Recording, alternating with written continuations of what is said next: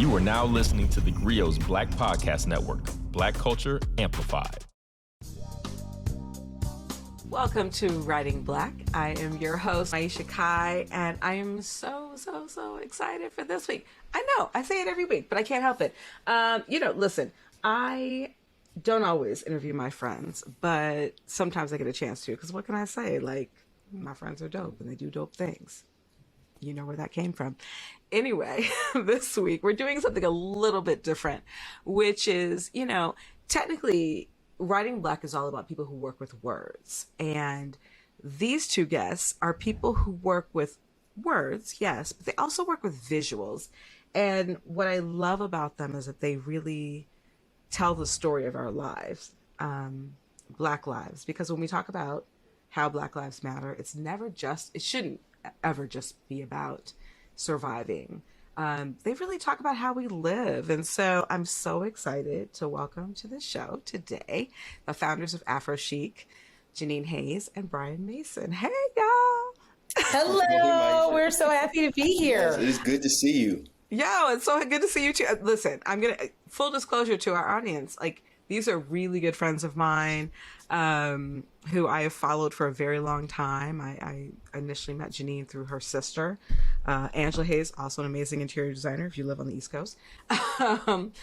But, as this being one of my passions of, a personal passion of mine, and also being the lifestyle editor of theGrio, I do feel like there is a conversation to be had with the two of you, because AphroChic really started as a blog. I mean, we talk about the written word. This started as a blog and has exploded into so many facets.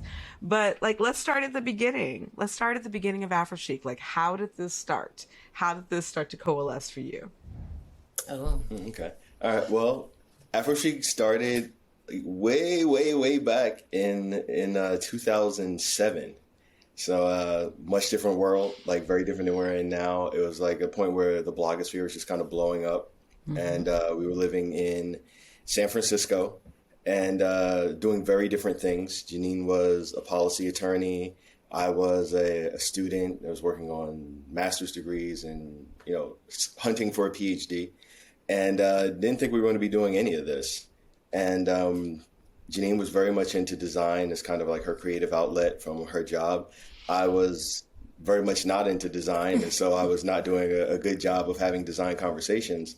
So I suggested that we start a blog so that, she would find better conversation partners and maybe I would learn a few things along the way. And, and it kind of went from there.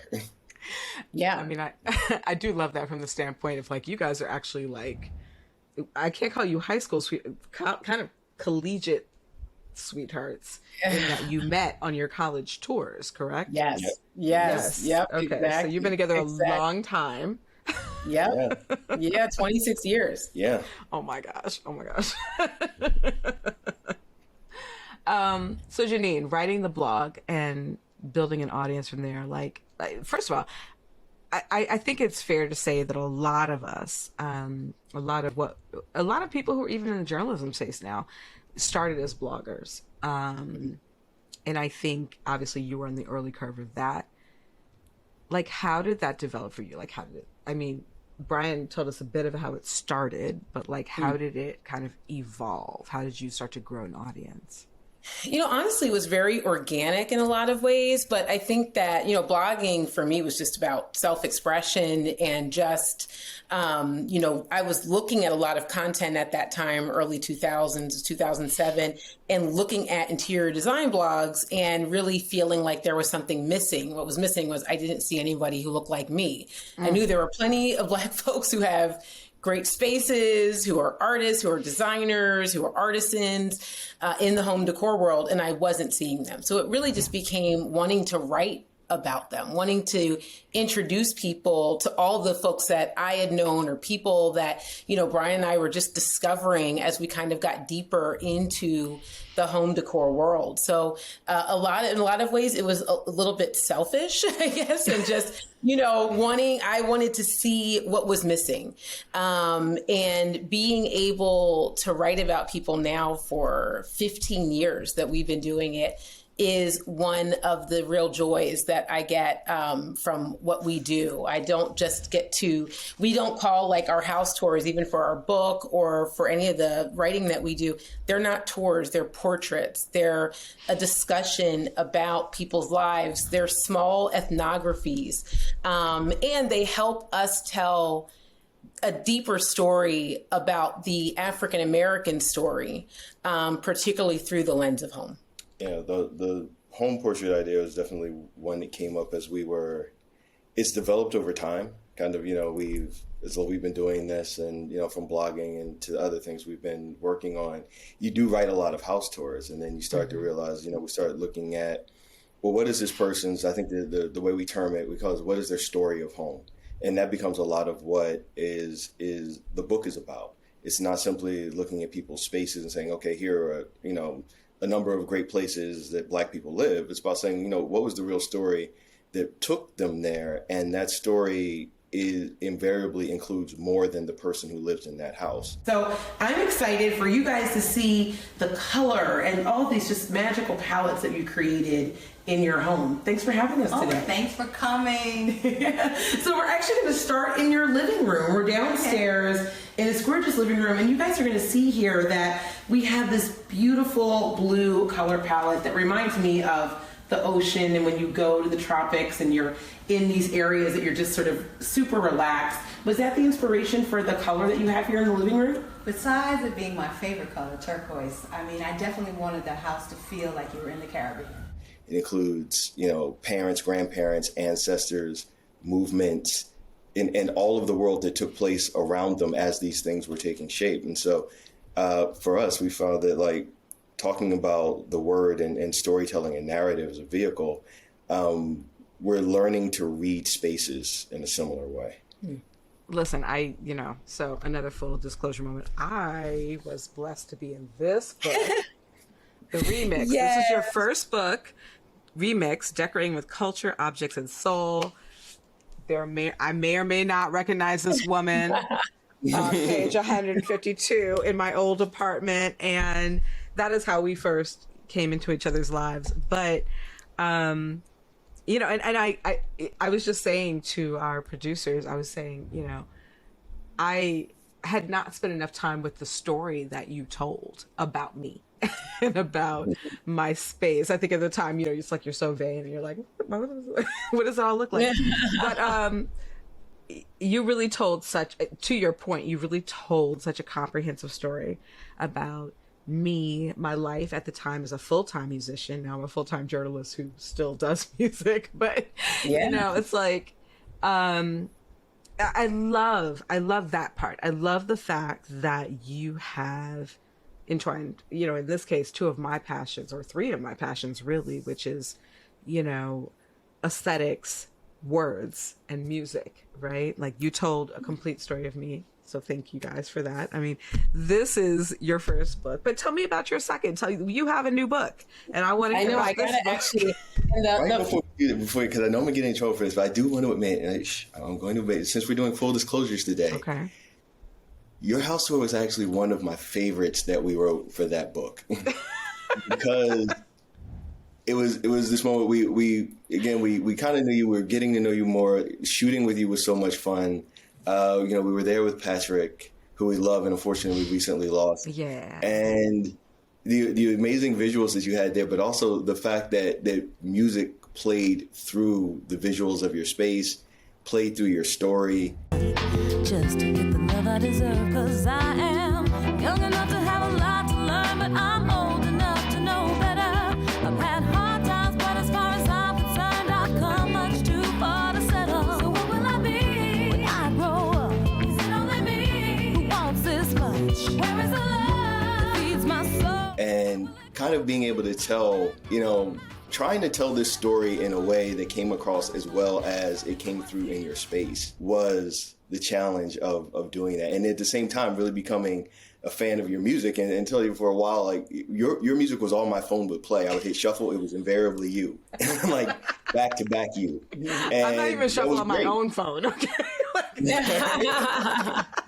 I'm just not. And it was one of those steps where it was a definite step towards the way that we're telling stories now. And part of it was, it's not an easy thing to do in a design book, because the focus of a design book and the focus that people expect, both on the customer side and on the publisher side, is this is a book about pictures. And for us, even with Remix, we were going, the words matter. You know, there's a story that we have to tell here. There are things that you need to understand in order to understand these spaces and understand what we're trying to say that aren't going to come through just from looking at the pictures. The pictures are great. Pictures were amazing. Pictures made the book, but the words were so important. And for this book, we're kind of always trying to expand what we feel design is, or the way design is generally perceived.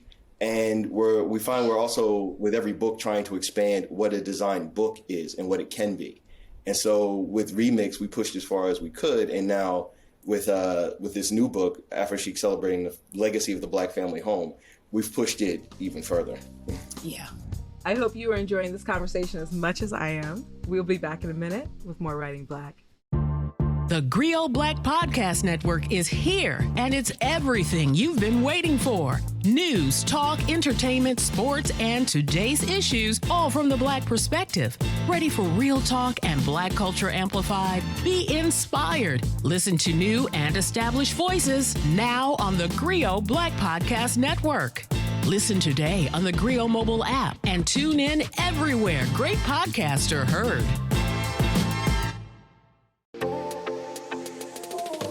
Introducing Dear Culture with Panama Jackson on the GRIO Black Podcast Network. Bring your friends for the shenanigans and stay for the edutainment as Panama debates culture wars, Janet Jackson versus Michael, Black fashions, Black mendations, and everything Black. Listen today on the GRIO mobile app for all the Black culture conversations you don't want to miss. Also available wherever great podcasts are heard. Welcome back to Writing Black. Okay, so tell me about AphroChic celebrating the legacy of the Black woman. Because I have to say, like, you know, what you all have done in the space of the past, I guess now 15, I can't believe it's been 15 years already, but in the space of this time period has been remarkable. And I think you have proven to not just your friends and followers, but to a mass market, which includes HGTV, includes all sorts of you know, Elle Decor, like all sorts of really high-end mainstream outlets, that there is an audience for this content, and that and not just a Black audience, actually. You know, when I look at like some of your contemporaries, some of the people who you know, laud you and who I know that you run with, I'm like, yeah, these are not Black adjacent people. They're just folks who do great design and who appreciate great design. So in approaching this book, like what was different about it? I have to hold the book up. I want people to see it. Please do. Yes, because I don't have it yet. Listen, I want you to send it over. I don't have it. I would have held it up. We will make sure that you are on the list. And I'm like, I know the publisher is going to get super mad if I don't at least make sure that this baby gets a little bit please, of time. Please. I do it every episode, so I'm so glad you will. So we'll make sure that she's back there. And this book was really a dream, and it was, you know, the idea came about. I was reading an article. We had read an article because we like to read together. Like, we'll find an article and then I'll be like, hey, babe, I'll read this to you later, or he'll read it to me later. And there was an article, and I think it was around Juneteenth, and it was about what happened after emancipation. And it talked about how, you know, African Americans, you know, our ancestors were, you know, freed, you know, from these plantations, and how the plantation owners just would throw people out into the streets, you know. I mean, and these people didn't, like, they were born into slavery, so there was nowhere else to go to live. You couldn't rent a place. There was nothing, and thousands upon thousands of our ancestors died during a period after slavery where people were without homes, they were homeless, they were left in the streets, they had disease, there was one story in particular where this woman said that people would just walk by the dead bodies.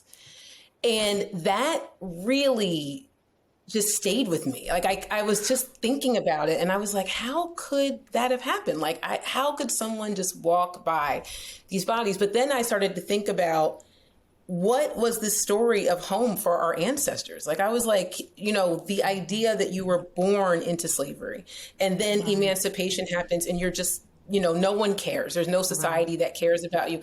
And then we have to build community, home, and safe spaces. And that's where the idea of this book came from. It was like, this is a story that hasn't been told about our journey to creating home for ourselves in a country that is our home. But that was never designed for us to succeed, right? Like that wasn't designed for us in any way. And this story just becomes this amazing story of resilience, of perseverance, and there is a historical journey that goes on. And so we wanted to talk about the beauty of Black homes. We wanted to talk about the history of individual families and their own experiences. We'll be back in a minute with more Writing Black.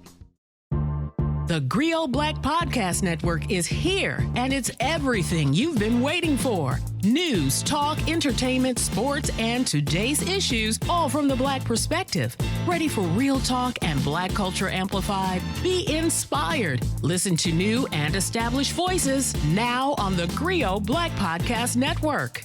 Listen today on the GRIO mobile app and tune in everywhere great podcasts are heard. Welcome back to Writing Black. We wanted to talk about what we call in the book, the journey home, this historical movement that African Americans have had for almost 200 years in making home in America. Yeah, and I think it's important to say something about kind of that concept and how it developed too, because there were a couple of other things going on around that time. One of them is that we had started the magazine. Right. And so AphroChic magazine is for us in a lot of ways. It was sort of a return. It felt like coming home because in a lot of ways, since Remix kind of moved us off more in the interior design trajectory. And so things were more about physical spaces, things like that, and about the work that we were doing. With coming to the magazine, we were able to start telling the story again of other people in the diaspora, really kind of holding up this lens to diaspora culture and making the decision early on that the magazine, we said, is never going to be about the people you know, it's going to be about the people you should know. And within that, kind of telling those stories, that's when we started looking more into telling even deeper stories in our house tours. We started a segment of the magazine, which is now called The Black Family Home. We actually looked at my family's ancestral home in Philadelphia. We've had about 5 generations of my family in this one house since the 50s. Wow. And our work on restoring that house. And part of the way that it developed was actually that when Jeanine first kind of presented the idea, because even from the end of Remix, she said the house tour section was really great. I'd love to do a book that's all house tours. And then when it came back up again, actually, after reading this article, it took me a minute to really say, I want to do this, because at first I never wanted to do a book that was just an interior design book. You know, the part of the question always, and even one of the questions our publisher asked us first was, why does the world need another interior design book? And I never wanted it to be that, because I felt like the danger there was that at best we would present something was just another design book. And at worst, we would present something that actually would become part of the problem by presenting spaces that could be held up then to say, look, here's a book full of Black people who have nice houses. Everything for Black people is fine. And so for us, it had to be, if we're going to tell the story. So this is, again, where we get into the idea of what a design book is really about. It's about the pictures, it's about the words, and how you fight for space for the words in a design book. Because we said from the beginning, if we're going to tell the story, we have to tell the whole story. Right. Because it's the one thing we've never really seen attempted. Right. is to tell the whole story behind anything. So we're looking at Black suffering or we're looking at Black joy, but whichever one we're looking at, we're only looking at that one. I love that you just said that, actually, because like when I'm the lifestyle editor of theGrio, and one of my imperatives coming in, even when I was interviewing for the job, was that when we talk about Black Lives Mattering, we can't just be talking about trauma. Like how we live, how we continue to live, create spaces for ourselves, create communities, like all of that matters, right? Which is partly why, I fell in love with you guys, because I think that like, that's exactly what you're doing. I think that's exactly what you're cultivating. I think it's more than a socioeconomic or even access conversation. I think it's a community conversation. I think it's aspirational, sure, but inspirational, absolutely. It's also like, where are we? Where do we live? What are we doing? How are we doing? Right? Like all of those things. I also don't think it's fair to say that, to talk about how you guys were crafting this particular book without noting that you were also crafting it in the middle of, what is an ongoing pandemic, which I know also touched each of you personally. So like, what was that experience like? Did it influence like how you wrote the book, or what ideas you put into it? Yeah, definitely there is the book. As we go through, all these different house tours, so there's 16 different homes that are featured in the book. And the stories really mirror the historical journey. We have people who've gone through the Great Migration. We have people, I was going to say this, the Great Migration, but some of the other historical moments. But we also talk about COVID too, because for some of us, we're going through this new sort of what we call the New York migration, where, people who, had to leave cities and actually start new home spaces, and the challenges. Yeah. Mm-hmm. Yes, we had to do that ourselves. And we talk about that in our own home tour. And then we also have a section in the Journey Home section about COVID-19 and its impact on Black home ownership. Yeah. So when we talk about the whole story, we really do try to start from, emancipation and Reconstruction, going through the Great Migration, the Great Depression, all the way up to the present moment. And the reason why it was so important to do that, again, to your point, is to say, not Black suffering or Black joy, but Black joy in context is what we want this book to be. Absolutely. Because you really can't understand one without the other. And again, it was one of those things where you really have to convince the people who you're working with that, that because they're going, this is a history book now? And you're like, yes, yes, it is. Because every story that we tell from the macro standpoint of this African-American journey to home is mirrored in the individual stories that we tell for each homeowner. So if you're looking at them, you can see where the connections are, and it might not be, page after page, but you might be towards the middle of the book and see somebody's life in one story, something that connects to something that happened at the beginning of the book or in one of the other sections. But we wanted to be able to create that sense of the intertwining of the two. You can't understand the joy without the suffering, but you can't really contextualize the suffering without the joy in seeing everything that we and our ancestors have done and how we've created and shaped this culture to be this beautiful thing, both in tandem with and in spite of everything that's arrayed against us. Okay, I love the idea. Like, well, not even the idea. It's the reality of and the phrasing of, in tandem with and in spite of. Because I think that to this day, like that's our reality. We do a lot of things in tandem with and in spite of. We will be right back in a minute with more Writing Black. Introducing Dear Culture with Panama Jackson on the theGrio Black Podcast Network. Bring your friends for the shenanigans and stay for the edutainment as Panama debates culture wars, Janet Jackson versus Michael, Black fashions, Black mendations, and everything Black. Listen today on the theGrio mobile app for all the Black culture conversations you don't want to miss. Also available wherever great podcasts are heard. Welcome back to Writing Black. I want to double back to the magazine for a second because again, you guys at this point, listen, I have dope friends. I do dope things, but like one of the things that I find so working in journalism every single day and knowing how exhaustive that thing can be, what prompted the idea or even the ambition or even the idea that you were capable of starting a magazine like you do? I know it's a quarterly, so it's not a daily, it's a quarterly, but it's so well researched, it's so well written, it's so well photographed. It's a huge undertaking. And we've seen a lot of other magazines not be able to like keep up with that. What made you guys feel like that was something that you needed to do in the interim between these two books? We're massive nerds. I think it was really wanting to get back to just something slower. It's like the slow home movement, slow fashion. It's just like that idea of just slowing down, and that when you're on blogs, it just starts to feel like you are just overrun with content. And that you're just on all the time. That's everything. Yeah. Everything right now was just like, there's so much hitting us all the time. And there was a lot of pressure with a blog that it was like daily content. Then it started to get to hourly content. It was just like, you have to churn out so much content. And our team... And quality levels were dropping commensurately.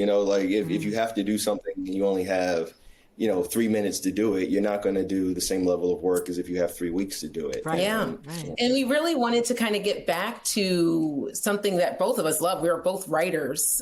We love writing. We're creative writers. And so it just was to get back to writing, get back to thinking and being able to think more deeply about the story. If we were thinking about someone to highlight in food, we wanted to really go into and have an interview with them and talk about what was that journey for them. If it's about home decor, it's still those home portraits and getting to understand the person, because when you step inside the space, especially in Black homes, what you're getting is us. Mm-hmm. You're actually stepping inside our space and you're getting someone's story. You're getting someone's family history. You're getting what they love now. You're getting where they've traveled. It's all there for you to experience and see.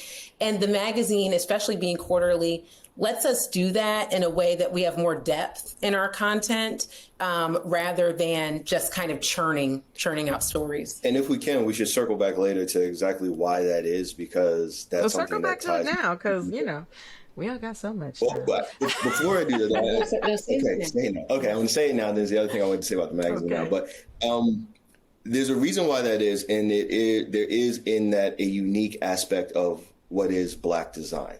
Yeah. And I will say, I would want to think about it more, but I might even go as far as to say specifically African American design, or rather Black American design, because it's not necessarily a given for every design style that personal story is automatically there. It's always a possibility. And more now we do see people saying design should tell a story, design should be a story.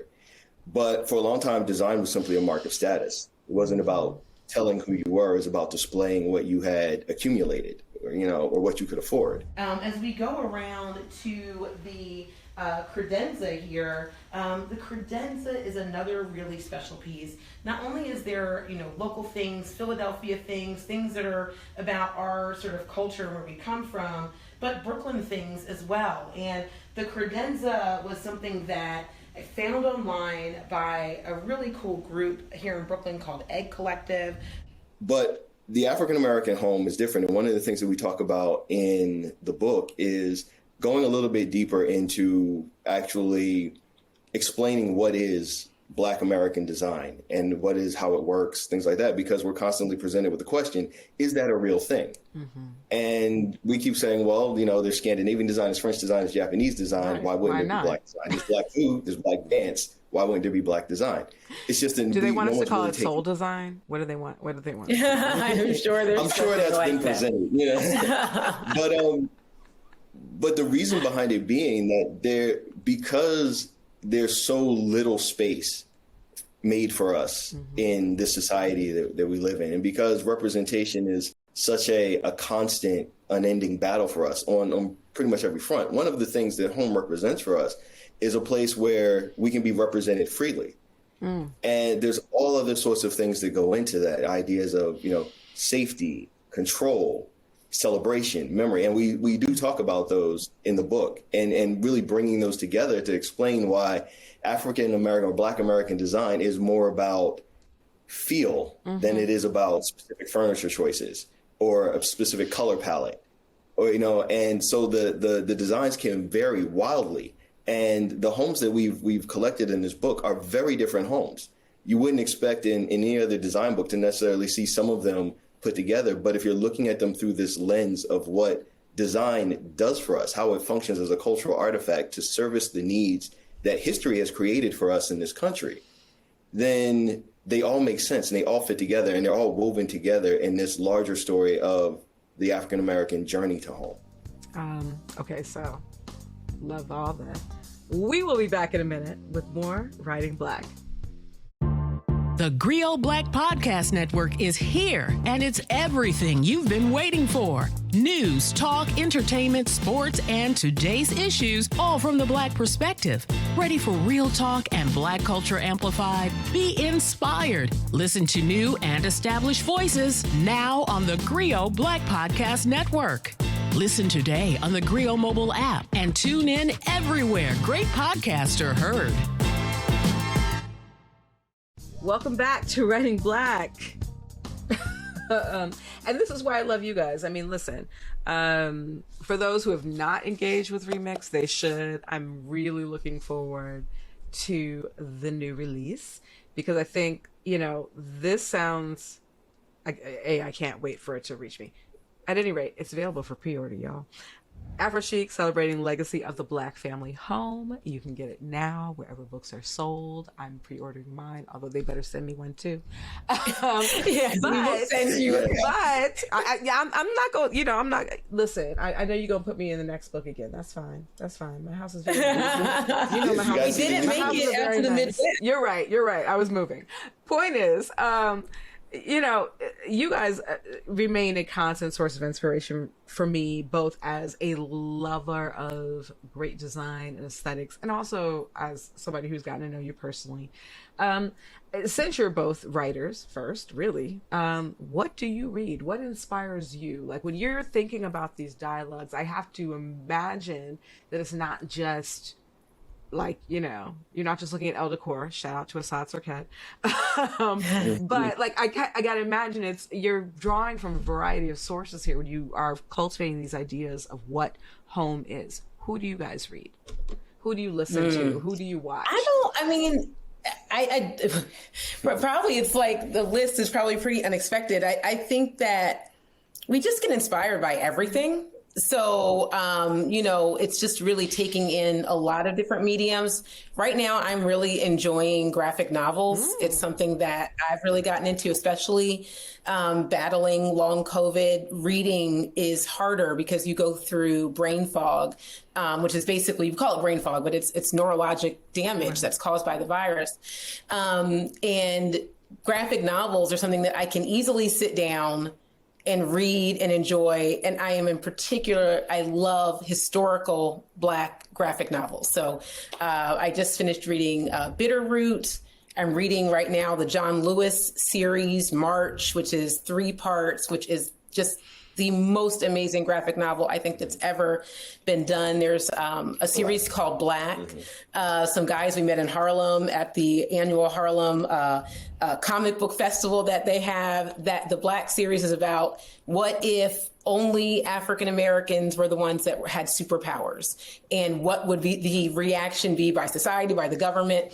We're still waiting. We're waiting for them to activate. We thought it was going to happen on December. Right. And what's so cool about graphic novels, and actually, I will say, did have some inspiration to this book, is graphic novels, Black graphic novels in particular, weave history into the story so seamlessly. Right. And make it still entertaining and also great for a younger audience to learn history. And but just like you guys, that's exactly what you're doing too. And that's what something similar. That's exactly why I started this podcast. I do think that that's exactly what we do. We can't help it. Exactly. Yeah. Yep. So that's it. Yeah. Telling beautiful stories, looking at beautiful spaces in our book.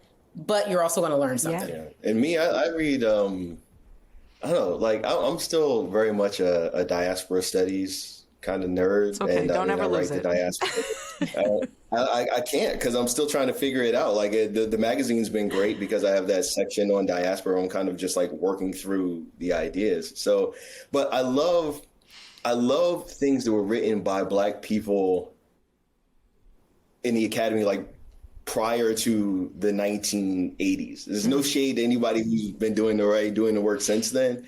But I mean, when you go back and you read, like, especially the nonfiction of like a Richard Wright or James Baldwin, definite shout outs to Robert Allen, who was basically the one who recruited me for Berkeley.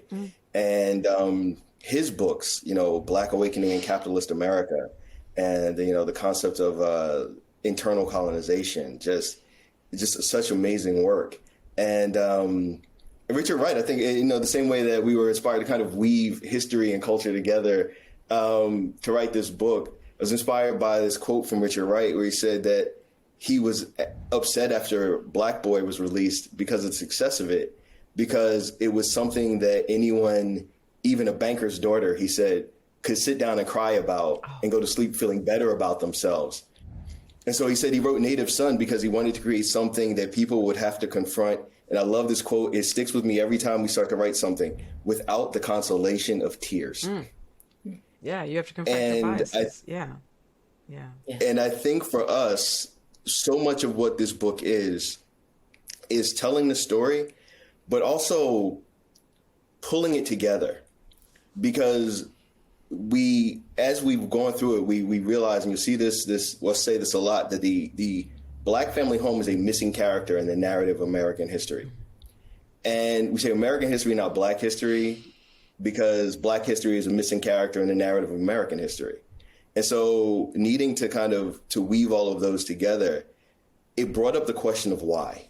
Yeah. And so we take time in the book to explore that and to see not only the causes, but the outcomes of removing the Black family home from our concept of American life, and all of the things that go on that we don't pay attention to because it's not in our popular knowledge. It's not in our public concept to even think of the Black family home. So its absence isn't noticed. And so how that fits together in terms of inheritance, in terms of wealth, in terms of everything from educational access, medical access, food justice, all of these things, environmental justice, all of these things are wound up in and tied into the presence, and more specifically the absence, of the Black family home as a component in public discourse. We will be right back in a minute with more Writing Black.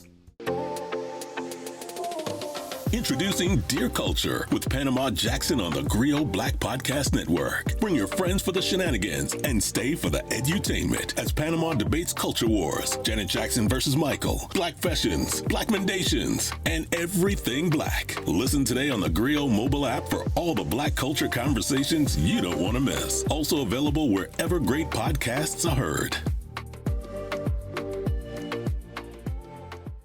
Welcome back to Writing Black.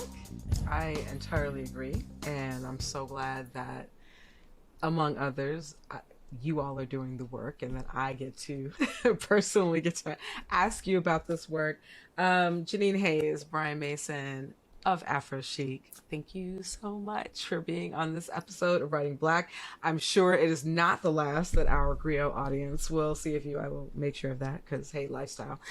But, for those who are wondering, again, AphroChic, their second book, Celebrating the Legacy of the Black Family Home, you can order it now. I highly recommend it, even unseen. When I recommend something sight unseen, that means it's dope. And I don't just say that because I was in the first book and it was dope. But thank you guys so much for being on Writing Black, and also for writing Black lives, and designing Black lives, and celebrating Black lives. I love you. I'm sure our audiences will love you. And thank you so much. Thank you. You know we love you, and I am so excited. I'm so glad you got this series, that you've created this, and that I know it's you. It's 100% you, and it is exciting to see you do your thing. Always exciting to stories, see you. that's my jam. Yes, absolutely. We're still waiting for your novel. Listen, don't pressure me. It's coming. We will be back in a minute with more Writing Black. The GRIO Black Podcast Network is here, and it's everything you've been waiting for. News, talk, entertainment, sports, and today's issues, all from the Black perspective. Ready for real talk and Black culture amplified? Be inspired. Listen to new and established voices now on the GRIO Black Podcast Network. Listen today on the GRIO mobile app and tune in everywhere great podcasts are heard. All right, let's get back into it. Welcome back to Writing Black. So, if you did not guess from that interview, I am a lover of great design, and particularly great Black design. And there really are so many exciting people working in this space. I'm thinking of there's so many people. I'm thinking of Assad Serket at Elle Decor, who we gave a shout out in this interview, but we're talking about a Black editor-in-chief of Elle Decor. If you think that has not changed the dynamics of how that magazine is presented, how those homes are presented, think again, and definitely go and check it out and see what the good news is, as I like to say. Also, we talked about this book, Remix. I mean, this is not a new book. It's probably about a decade old now, maybe more. But Jeanine and Bryan's first effort is not just a favorite of mine because I'm in it, although I am in it. No, but they really, exactly what they were discussing in this interview. They are really talking about not just what a Black home looks like, but also what components go into it. What is the spirit of that home? What is the soul of that home? And not even in that colloquial soul food kind of sense, although that's relevant too. The ways in which, we decide to infuse history in our homes is not at all unlike the way people are have antiques or what have you. Our homes have meaning too. And what I love so much about Jeanine and Bryan is that they have never divorced that from their design work. It's never just a decor. It's always imbued with so much texture and history and relevance. And so I highly recommend. Thanks so much for joining us for this week's episode of Writing Black. As always, you can find us on the GRIO app or wherever you find your podcasts.